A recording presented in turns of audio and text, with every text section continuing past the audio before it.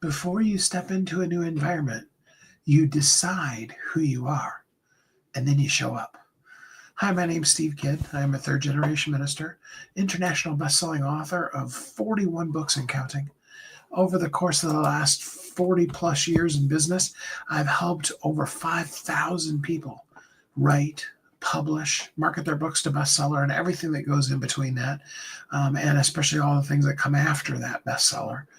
I've been able to work with doctors, lawyers, nurses, multi-billionaires, Fortune 500 companies, but also brand new startup companies, stay-at-home moms, people that you've heard of, people that you may never hear of, people who are absolutely the exact person that you're looking for that has exactly the thing you need, and people who are working in an industry that is completely separate from anything that you ever do or ever even consider doing, all of which are powerful and beneficial and needed in this world. But here's the thing: whether you're a speaker on stage, or you're going to be a guest on a podcast, or, even just you simply are going to go live, or you're going to write a post on social media, the thing you need to know before you do any of that is you need to know you. You need to spend the time to truly know, this is who I am. This is how I show up in the world. This is what I'm meant to do in this world. And this is how I show up. This is how I present me. Not about slides, not about your presentation, or, do you wear a shirt with a collar? Or do you wear a t-shirt? Do you have a certain color? I mean, I knew a coach who their whole brand, if you will, was the streak of color that they had in their hair. And I have a friend of mine that is a coach that her part of her branding is the sparkle pants that she wears. Some of you may know Molly. All those different kind of things. But way before what are my brand colors? What's my logo look like? What is my this? What is my that? Before any and all of those kind of things, the very first piece of it is that you need to absolutely have and be who you are.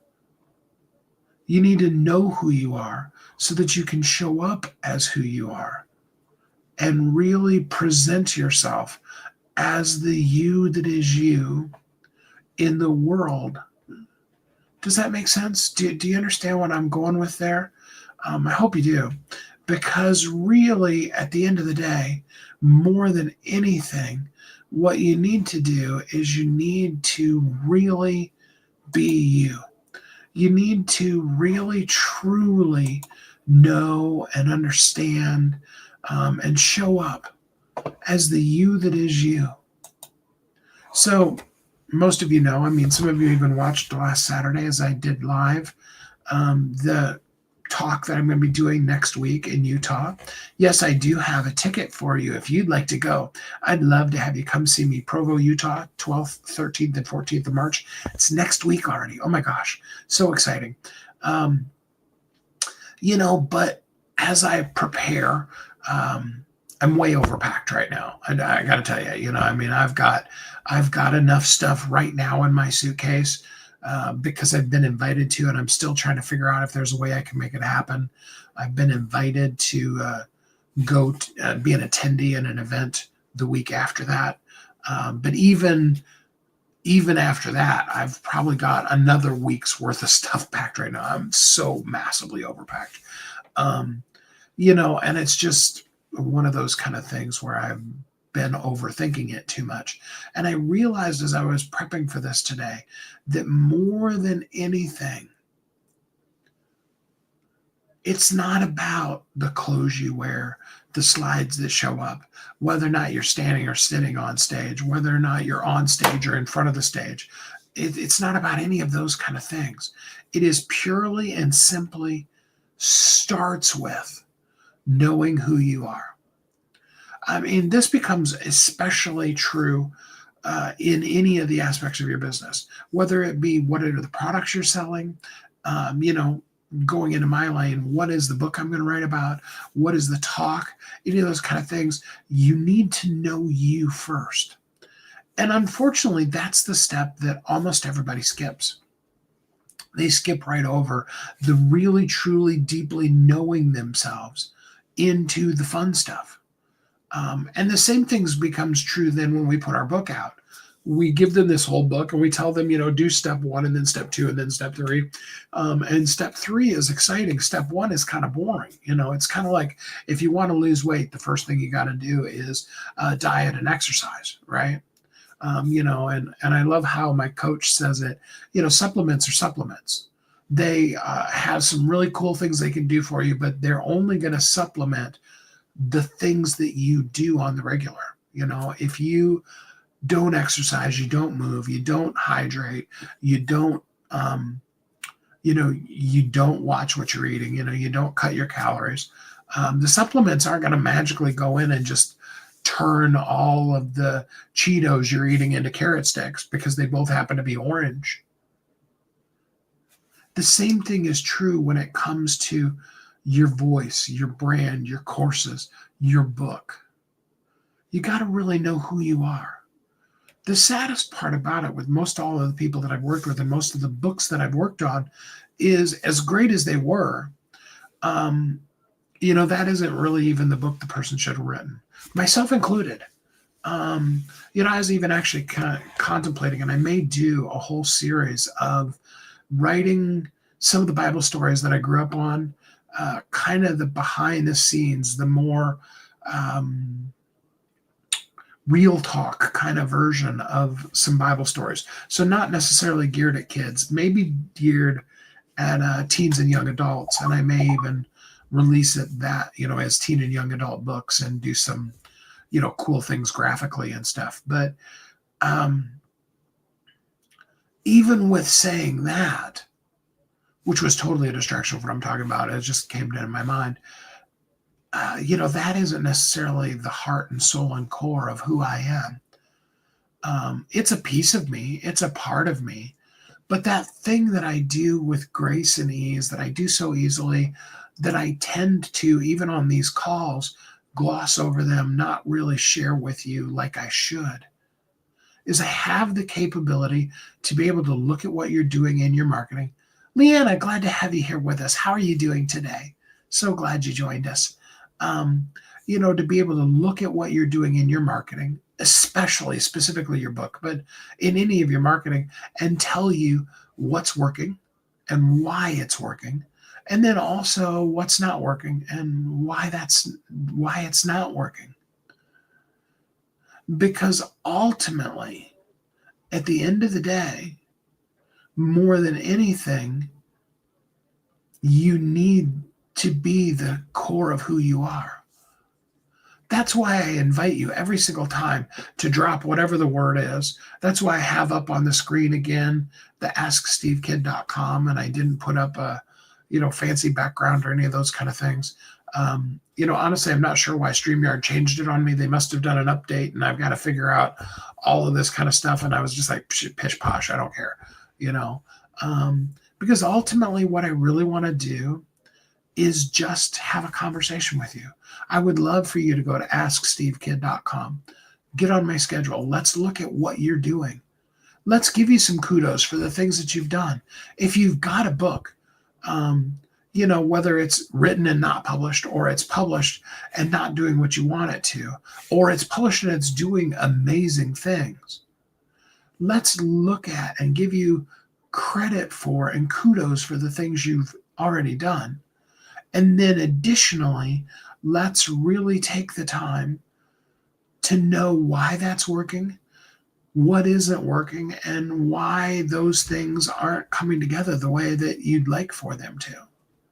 That's powerful. That's really, really big stuff. And yeah, you know, I mean, we can totally do that for you.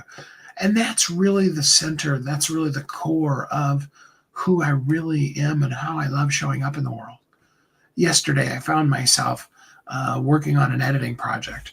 It's not that I can't edit. In fact, I'm actually fairly good at it.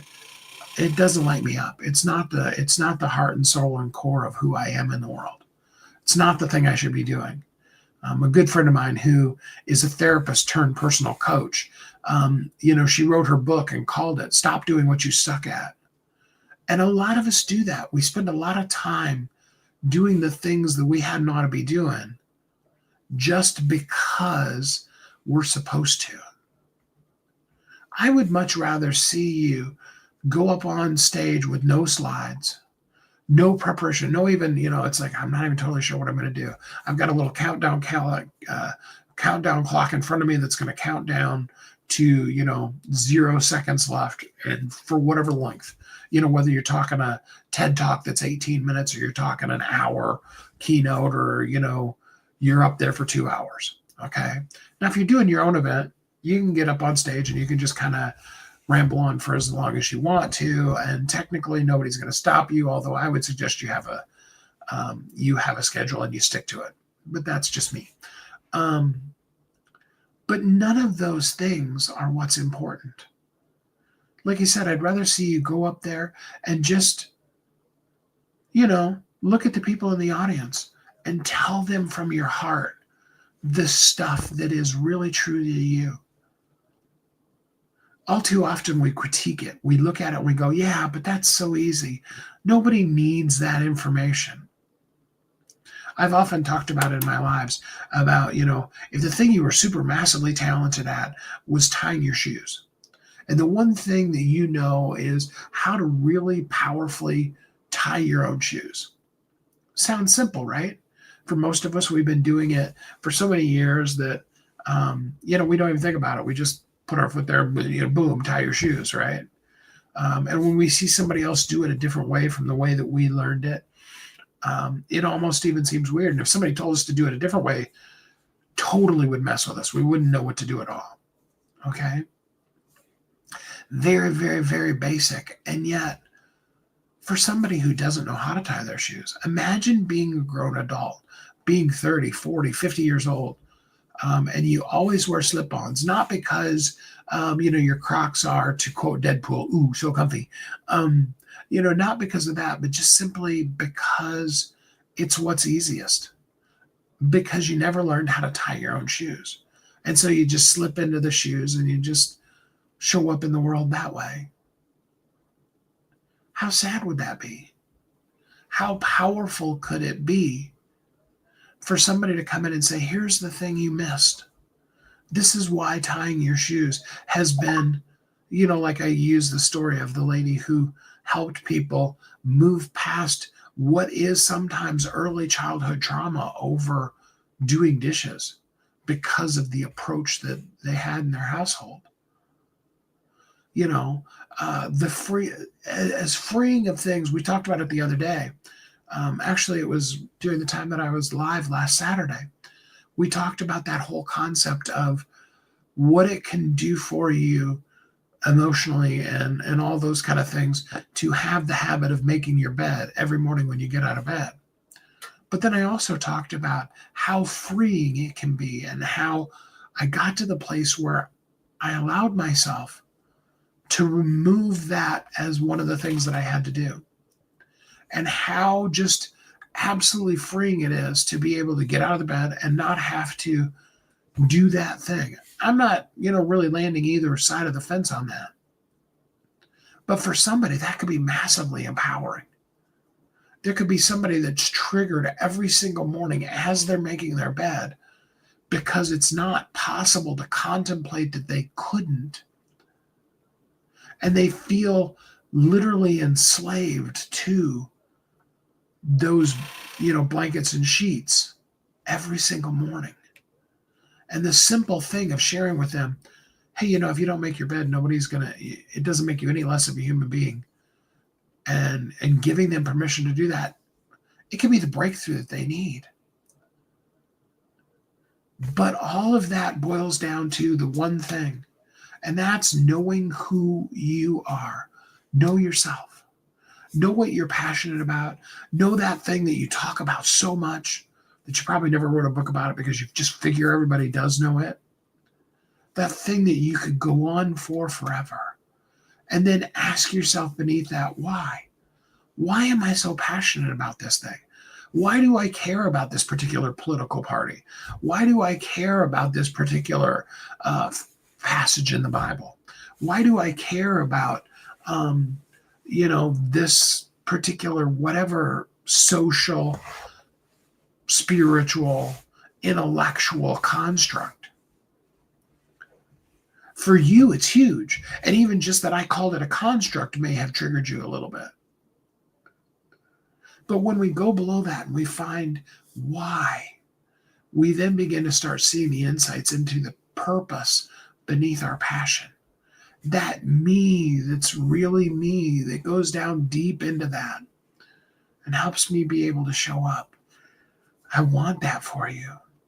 I want you to really, truly be able to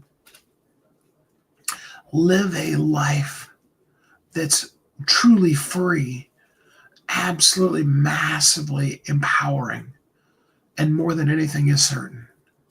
If you feel like you lack certainty a little bit, if you would like some more, or if you just need some clarity on what you're doing, drop the word certain down in the comments. You want me to take a look at your book? Fine. Drop the link to your book. I'll be glad to look at it and give you some feedback on it. I absolutely would love to do that. Let's get together.